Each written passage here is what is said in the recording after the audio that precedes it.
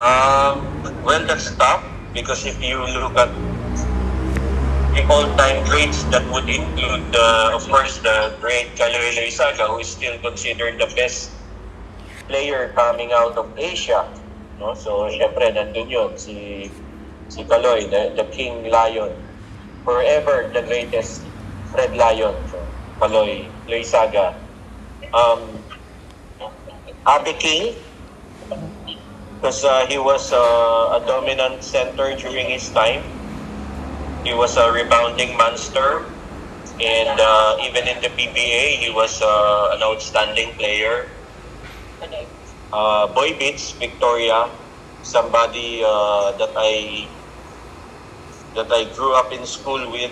So I was just ahead of him by 2 years, and I saw his progress, no, nung magmula nung midget pa lang siya hanggang maging college player sa San Beda. He was really an exceptional scorer, and he was very entertaining to watch because of his skills, because of his talent, athleticism. He could dunk even if he was barely 5'9".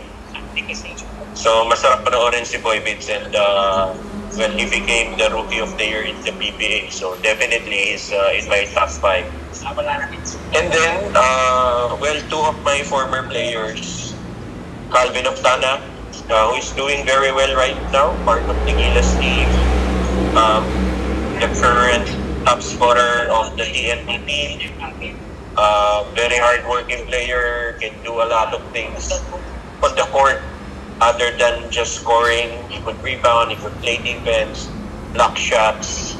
So definitely Calvin Oftana. And then, of course, Robert Bolick, who is right now the top scorer in the league, in the PBA. Plays with a lot of heart, very intelligent player, and a winner, a born winner. He hates losing. So sa ugali pa lang, he's the type of player any coach would love to have in the team kasi ayaw magpatalo.